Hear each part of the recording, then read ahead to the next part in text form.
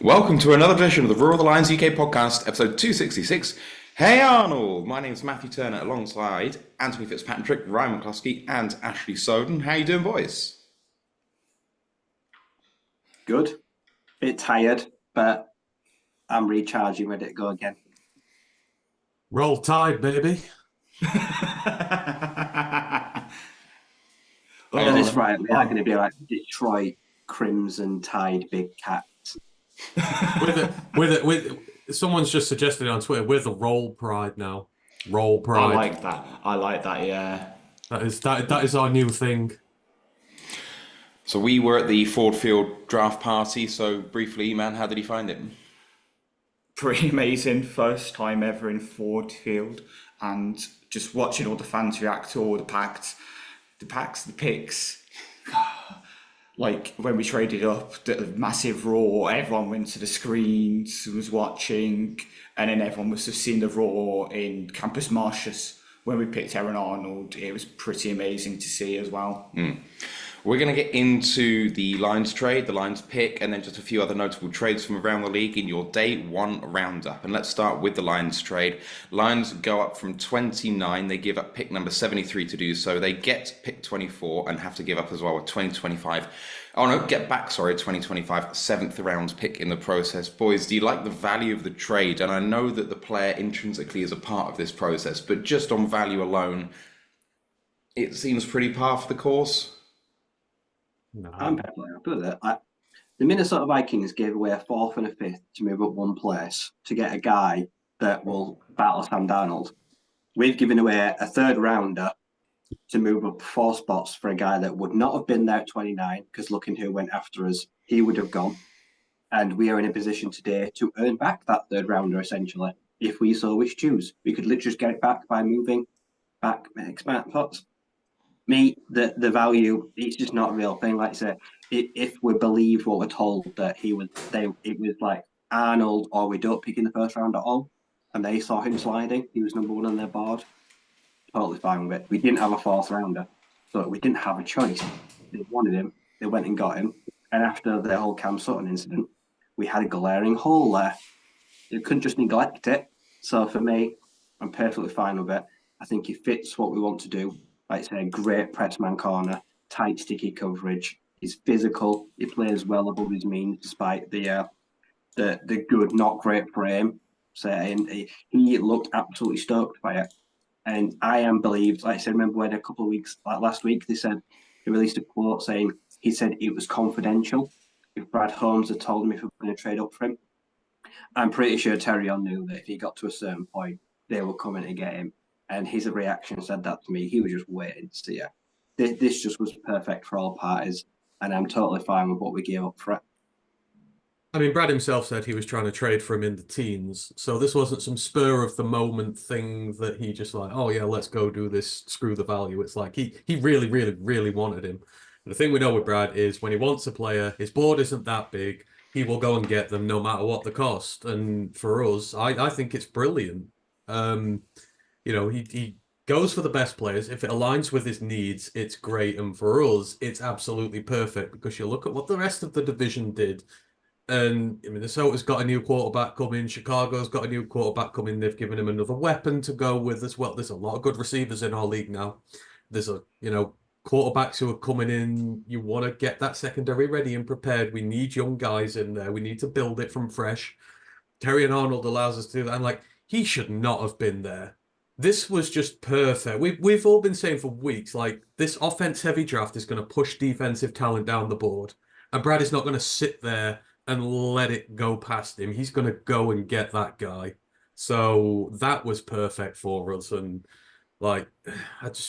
it couldn't fall any better.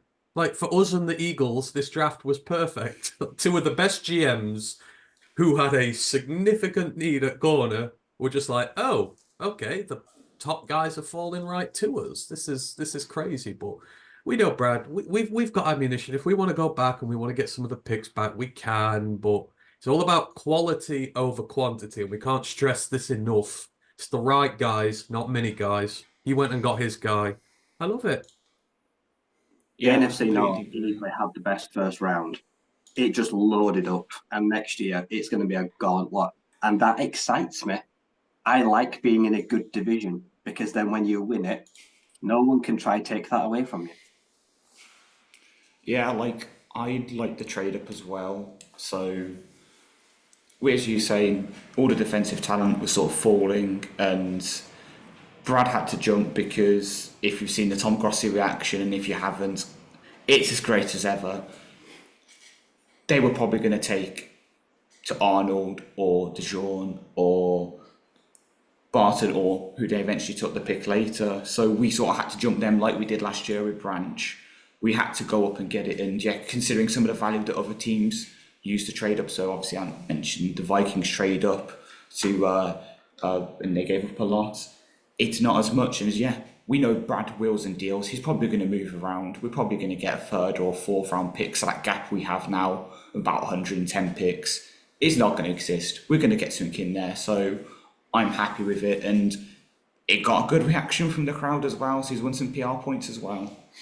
Yeah, I think for me the value is pretty high. Like, I hate giving up an early third round pick when that could easily be a starter too, but you've got to factor in the man himself, and let's talk about him now in a bit more depth, because maybe he should have been a top 15, top 10 pick, and if you're getting him, I mean, does the trade look better if instead of trading to where we did, that we picked him at 14 because someone accepted the same trade terms that we did to move to 24? Like, you know, does where we actually traded to matter in the fact of the player that we have? So let's talk about Terryn Arnold, cornerback, Alabama.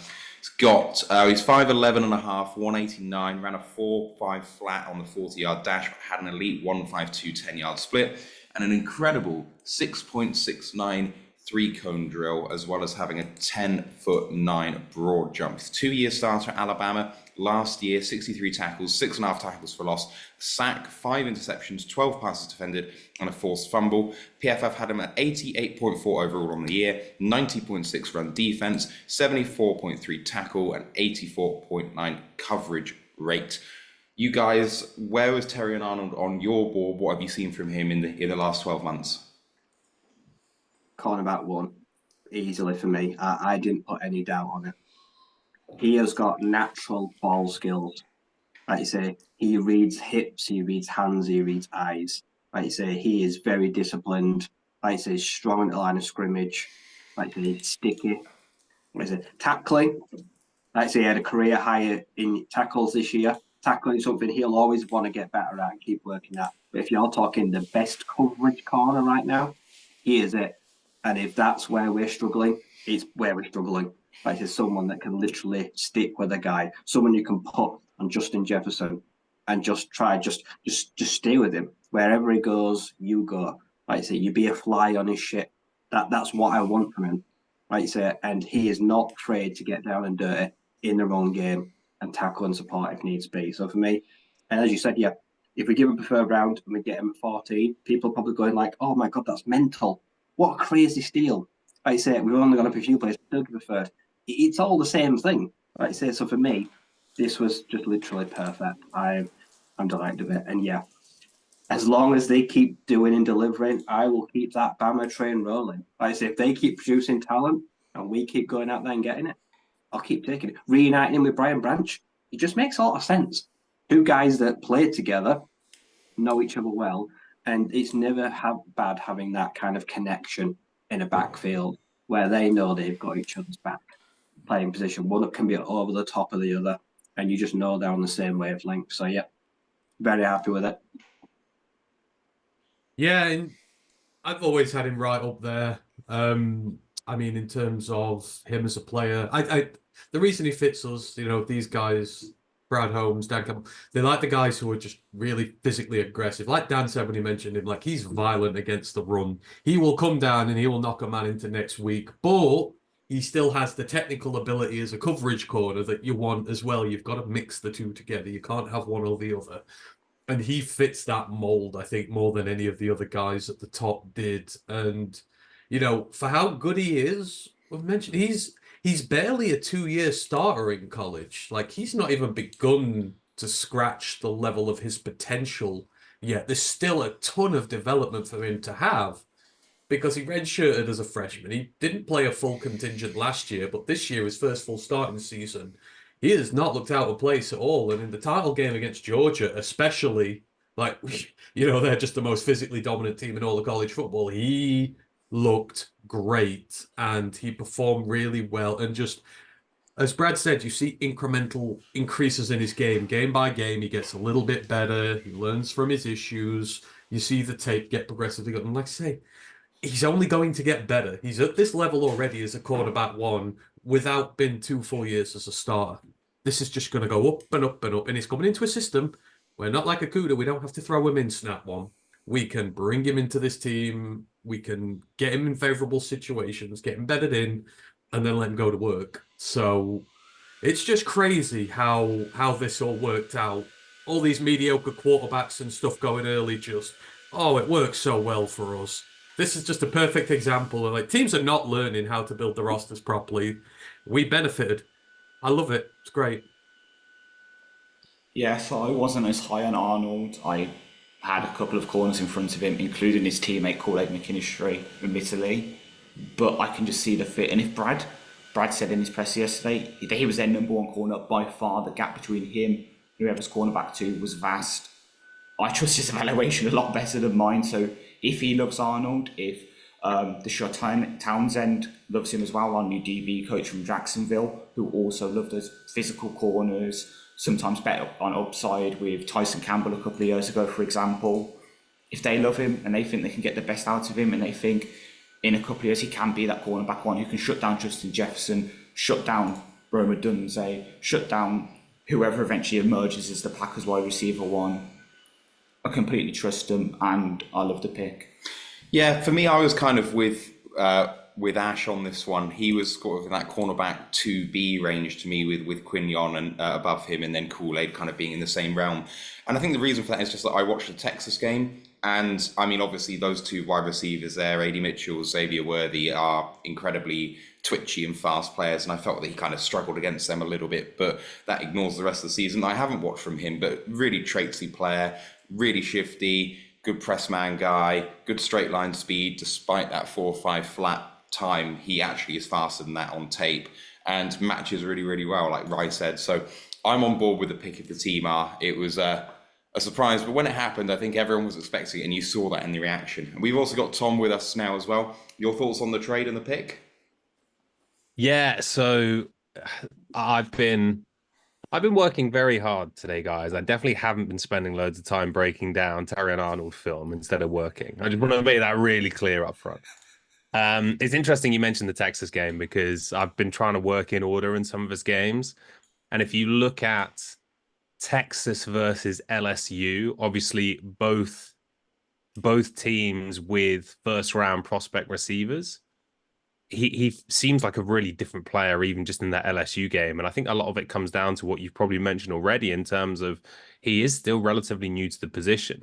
And that means you see some things in the way he plays corner, which is awesome because he plays it sometimes like a safety. And some of that will then be passing off routes and kind of dropping underneath a receiver and biting down or something, which you don't traditionally see corners do, which is great. When he played against Texas, what I was seeing, it was almost like he went through spring training, he went through preseason, maybe he was a bit grabby, maybe a bit handsy, and he basically been told not to put hands on receivers. And you're watching him basically panic a little bit rather than show a bit of patience. He's not using his hands to try and disrupt the receivers kind of off the line. And so as a result, if you're letting Xavier Worthy jab step you to one side, you're turning your hips and then he's breaking in, you're dead. Everyone's dead. You've seen how quick the guy is. And that happened with A.D. Mitchell at times as well. So yeah, that first game, I was a bit like, that feels like there's a lot to clean up. And then the LSU game, actually, you see against Brian Thomas, he is using his hands a lot more. It's not perfect. Like, he's potentially shooting the wrong hand and things like that. I still think his hips are so nice and fluid, and he opens the gate so easily that actually there's times I think he just does it too early. and it actually hurts him, even though it's a flexibility thing, which is an upside. So there's just a bunch of little things like that, which I think excites me. Brad had such a high grade on him because I agree, I'm probably slightly lower than, I guess, media in terms of maybe not having him as a top 10 prospect, more of a top 20 prospect. And I'm like, well, if Brad sees him up where a lot of other guys now, that just makes me so excited because, almost to your point, Ash, I mean, he's going to be able to do this a lot better than I am. So there's loads of good stuff. There's loads of exciting stuff. There's loads of stuff that can be cleaned up. I think AG is going to be on him the whole time. Right now, to me, he's not an island guy. He's not the kind of guy I'd want to just leave out there versus a Justin Jefferson. Not that you ever would anyway. But I think having a rangy guy behind him like Kirby is going to be really advantageous. Having AG in his ear is going to be really advantageous. And he's the kind of guy I think may well struggle the first half of the year, may not even see the field the whole time. Once the game slows down for him, I think he's going to be really exciting. So, yeah, I'm not there like, oh, absolute slam dunk. We've got our CB1 for the next 10 years, just because I think there is a little bit more kind of upside and probably a lower floor in some of this as a true number one corner. But overall, if you'd offered me that at the start of the night, I would have snapped your hand off. Absolutely. Yeah, I think that's a really great roundup. Let's move on for the final 10 minutes of this just to talk about the rest of the draft and what happened. Let's start in the NFC North. The Chicago Bears do stand pat at 1 and go Caleb Williams, quarterback at USA, and then pick the man that we thought they all wanted. Then they got him. Wide receiver Rome Odunze at 9. Boys, this is a bitter pill to swallow, I think, for the Lions, because we all knew what was going to happen at 1, but it did kind of seem for a while that Odunze might be shoved up the board a little bit, but one of the big 3 receivers does fall to a team that's heavily invested in this offseason. Yeah, but it's the Joe Burrow meme, isn't it? Like, he's got no one to protect him. You can have all the fancy, flashy weapons in the world, but they're making the same mistake they made with Justin Fields. They're not investing properly in his protection and his ability to do. And you saw at USC, like, he's good at making these off-brand plays and that, but he also makes mistakes when he's doing this. And at the NFL level, competition's a lot harder. So, you know, yeah, they've got a lot of flashy toys there, but they ain't got the grit in the trenches, which is going to hold them back. So I actually don't mind them picking Odunze there. Fine. You have lots of flashy toys. We'll just beat you up and we'll do it that way. Right, I'll come to you for the next one just so we get through all of this in a good amount of time. Green Bay, I know that you were a big fan of Jordan Morgan at 25, the tackle from Arizona. Yeah, I think that's a great pick. Is it sexy? Nope. Is it flashy? Nope. Does it need to be? No, it's an offensive lineman.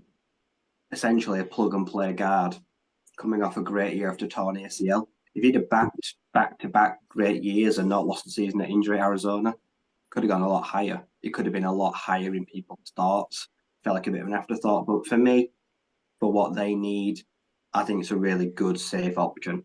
Like I say, they didn't overthink it. They just took one of the guys that they think they can plug into that offensive line the quickest and go back to what they do best, is running the ball. So for me, it made a lot of sense, especially after they saw Arnold leave. They probably thought, let's just do what we need to do and strengthen the trenches. So yeah, for me, I know Green Bay fans, some of them are a bit iffy about it, but for me, I'd be fairly content with that pick, if I'm honest. Ash, I'm going to throw to you the first Minnesota pick. So they trade from 11 to 10, getting back 203 as well, but giving up 129 and 157 to do so to pick quarterback JJ McCarthy out of Michigan. Yeah, it was a bit of a weird time for us when that pick happened, because obviously we're in the depths of Ford Field, enemy territory for the Vikings. Yet there was a massive cheer for this pick, which confused me a bit. It must have been a load of Michigan fans in attendance, I guess, happy to see him go to a good system for him. Admittedly, like, it does worry me a bit if either May or the McCarthy fell to the Vikings or they trade up for him. It's worrying because they're perfect fits for the sort of McVay, throw over the middles, play action deep kind of system that Kevin O'Connell runs, because obviously he used to be the Rams OC. It's a worrying pick, but at the same time, there are flaws there. I wasn't as high on him as the media was or other people were. So it could work out. He could turn out to be in 5 years' time, the end of his rookie contract. He could be the best one of this rookie crop of QBs. He could also kind of flame out and not work out that well. And that's the best case scenario for us, hopefully. He just turns out to be middling, the like sort of next Kirk Cousins where they pay him a lot again, and then they never get over the hump because they're paying him just a bit too much to be a bit too mediocre, and they just stick in that sort of not like 7 to 10 win range and never really get anywhere. And Tom, the second pick for Minnesota, they trade up from 23, giving up 167 and a 2025 third and fourth to go up 6 spots to 17 and select defensive end edge Dallas Turner from Alabama. Again, I think if you offered Vikings that at the start of the day, knowing that they didn't have to move up significantly to get McCarthy, and you could walk away with hopefully your quarterback of the future and arguably the best edge in the class, you'd absolutely take it. And did they overpay to go up? Yes. We were just having this chat offline briefly before. For me, it's if you trade up picks, you basically just have to hit on the players you're going for. It's as simple as that. You have less lottery tickets. And if Dallas Turner turns out to be the player which he can be and he has the potential to be, it will be a great pick. You're obviously giving up a lot to do it, though, in terms of it's not just the value. Was it 4 picks they gave up? In terms of they gave up their 23 and then 3 others. So, yeah, you've got to feel confident. You need to get that right. In this division, which is going to be pretty juicy, I think, for the next few years, you need to get guys who can put pressure on the quarterback. So, yeah, it's kind of easy to... The Vikings make it very easy to shit on them, to be honest, at the minute. I was pretty okay with this, to be honest, even if I do think they've overpaid slightly. It all comes down to the quality of the player, and he's got as much upside, really, as anyone in the class defensively. And then just going around the NFL and looking at some of the notable picks out there, the first thing that jumps out to me is exactly what you were saying earlier on in the show. No defensive player selected until Indy at 15 selects Laiatu Latu from UCLA. Yeah, it was just so odd how this came about, but Latu, first defensive player off the board, like he has that potential to be like that. That is a risky pick from Indianapolis, but if he pans out, then they've got an absolute stud there. So I think that's great. I love where a lot of these guys have landed. Like he's going to do well there. Versus going to do well in LA. But it was just shocking that you had to wait till 15. But again, it's so many teams panicking, needing quarterbacks. Then we said the tackle run started early, and teams were panicking coming up for those guys, and it just worked great for us at the end of the first round. Like, the playoff teams are getting the best defensive talent. That's not how this is meant to work. The draft is meant to even the playing field, but I just think in some cases it's widened it. But Latu does strike. He's the guy that I think they would have gone Quinion Mitchell otherwise. Like I'm still convinced that would have been their pick, but I don't think you think Latu's going to be there. I'm looking forward to seeing him in Indy. He should be a stud there.